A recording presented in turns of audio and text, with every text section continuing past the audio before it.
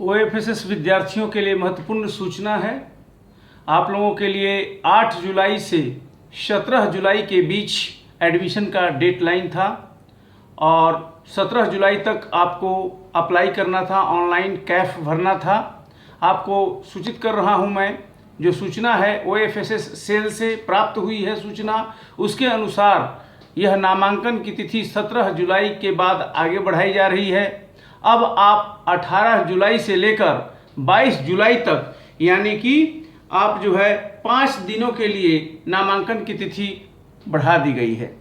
पुनः मैं बताना चाहता हूं, ओएफएसएस के माध्यम से ऑनलाइन नामांकन इंटरमीडिएट कक्षा में ऑनलाइन कैफ भरने की जो तिथि है, अब वह जो 17 जुलाई तक थी उसे बढ़ाकर 18 जुलाई से 22 जुलाई कर दिया गया, यानी 5 दिनों के लिए ऑनलाइन नामांकन की तिथि बढ़ा दी गई है। सो अब आप 22 जुलाई तक ऑनलाइन कैफ भर सकते हैं, इसलिए परेशान होने की ज़रूरत नहीं है। दूसरी महत्वपूर्ण बात, जो सीबीएसई और आईसीएसई के 10th पास कैंडिडेट्स हैं, उनको मैं बताना चाहता हूं कि आप लोग भी, चूंकि आपका 10th का रिजल्ट सीबीएसई और आईसीएसई का आ चुका है, तो आप भी ऑनलाइन कैफ भर सकते हैं। आप लोगों के लिए भी 22 जुलाई अंतिम तिथि रहेगी ऑनलाइन अप्लाई के लिए बिहार बोर्ड से संबद्ध कॉलेजों में। तीसरी जो महत्वपूर्ण बात है कि अब तक जो भी विद्यार्थी ऑनलाइन आवेदन भर चुके हैं, जिनका सक्सेसफुल आवेदन सबमिट हो चुका है ऑनलाइन, वे अगर चाहते हैं अपने डेटा में बदलाव करना, ऑनलाइन डेटा में किसी प्रकार का एडिट करना, तो लॉगिन आईडी करके वे अपना डेटा में बदलाव कर सकते हैं। आप लोगों को यह जानना ज़रूरी है कि बोर्ड के द्वारा अनेक नए कॉलेजों को हाल के दिनों में डेटाबेस में जोड़ा गया है। हो सकता है उस कॉलेज में आप एडमिशन लेना चाह रहे हों, तो आप पुनः चेक कर ले, जांच कर ले। कॉलेज की लिस्ट OFSSBihar.in पर दी गई है, आप उसको जांच कर लीजिए और जांच करके आपको लगता है कि आपने कॉलेज का जो प्रेफरेंस दिया हुआ है, कम से कम 10 और अधिक से अधिक 20 कॉलेज का ऑप्शन देना था, प्रेफरेंस देना था। अगर उस प्रेफरेंस में, कॉलेज के ऑप्शन में कोई बदलाव चाहते हैं, तो लॉगिन करके आप उसको चेंज कर सकते हैं, एडिट कर सकते हैं, क्योंकि कुछ नए कॉलेज को जोड़ा गया है। हो सकता है वो नए कॉलेज आपके प्रेफरेंस लिस्ट में हो और इस प्रकार आप बदलाव चाह रहे हो। और जो चौथी बात है, जो महत्वपूर्ण बात है, कि कई विद्यार्थियों का जो सूचना विद्यार्थियों से प्राप्त हो रही है, उनका पेमेंट एसबीआई गेटवे से उन्होंने किया था, उनका पेमेंट एक तरह से फंस गया है, उनका पेमेंट अपडेट नहीं हो पाया है। तो ये एसबीआई के पार्ट में ये एरर हुआ है। तो मैं ये बता रहा हूं कि अगर आपका पेमेंट 2 कार्य दिवस में भी अपडेट नहीं हो पाया है, तो आप एसबीआई को फ़ोन करके कंप्लेन कर सकते हैं। अगर क्रेडिट कार्ड से पेमेंट किया है तो क्रेडिट कार्ड एजेंसी को फ़ोन करना पड़ेगा।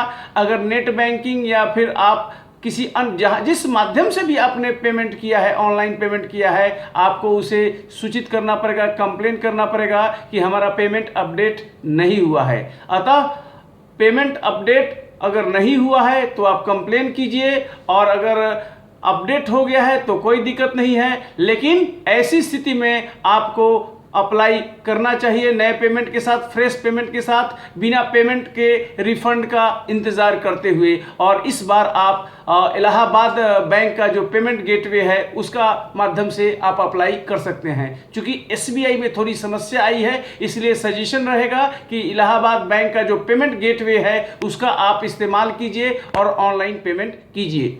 तो कुल मिलाकर आज 4 बातें हैं। पहली बात कि ओएफएसएस के माध्यम से अप्लाई की ऑनलाइन तिथि बढ़ गई है। अब आप 18 जुलाई से 22 जुलाई तक अप्लाई कर सकते हैं। सो आप निश्चिंत होकर अपने घर पर, आपके घर पर जो है, चूंकि अब लॉकडाउन का समय चल रहा है तो बाहर ज़्यादा निकलना नहीं है, आपके लिए उचित नहीं है। काफ़ी कोरोना महामारी भयंकर रूप ले चुकी है, तो अपने घर पर अपने mobile, smartphone, desktop, laptop, tablet के माध्यम से घर पर ऑनलाइन अप्लाई कर सकते हैं। और एक बात और बताना चाहूँगा कि इस ऑनलाइन अप्लाई के क्रम में अगर आपको कोई भी समस्या आ रही है, तो आप NKT IAS का जो YouTube चैनल है, जिसे अभी आप देख रहे हैं, उसके कमेंट बॉक्स में आप जरूर क्वेश्चन कीजिए और आपको ससमय उत्तर दिया जाएगा और ऑथेंटिक उत्तर दिया जाएगा आपको। तो यहाँ से अप्लाई से लेकर एडमिशन तक आपके हर प्रश्नों का उत्तर आपको एक्सपर्ट के द्वारा दिया जाएगा। प्रोजेक्ट मैनेजमेंट की जो टीम होती है उसके माध्यम से प्राप्त सूचना अनुसार आपको जवाब दिया जाता है और यह जवाब ऑथेंटिक होता है। तो OFSS के प्रत्येक पहलू पर एडमिशन अप्लाई से लेकर एडमिशन होने तक आप कोई भी प्रश्न पूछ सकते हैं। कमेंट बॉक्स में जो हमारा यूट्यूब चैनल है NKT IAS, उसके कमेंट बॉक्स में आप प्रश्न पूछ सकते हैं। तो अब 22 जुलाई हो गई है आपको अप्लाई करने की तिथि। दूसरी बात, CBSE ICSE वाले भी अब यथाशीघ्र अगर आप बिहार से संबद्ध, बिहार बोर्ड से संबद्ध कॉलेजों में अगर आप एडमिशन लेना चाहते हैं तो 22 जुलाई तक आप भी एडमिशन कर देंगे। और तीसरी महत्वपूर्ण बात है कि पेमेंट जिनका फंस गया है वो इंतज़ार न करें, रिफंड होता रहेगा।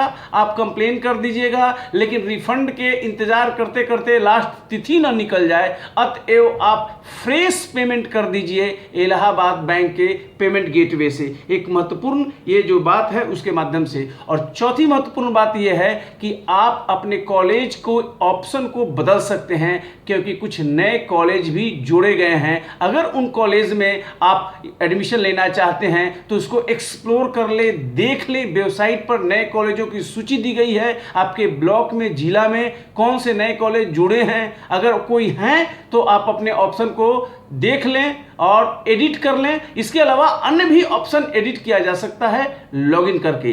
तो इस चैनल को आपको देखने के लिए बहुत बहुत धन्यवाद। इस वीडियो के लिए देखने के लिए इस चैनल को ज़रूर लाइक कीजिए, शेयर कीजिए, सब्सक्राइब कीजिए, क्योंकि मैं आपके साथ बना रहूँगा जब तक कि आपका फाइनल एडमिशन बिहार के आपके चयनित कॉलेज में नहीं हो जाता। बहुत बहुत धन्यवाद। Thank you.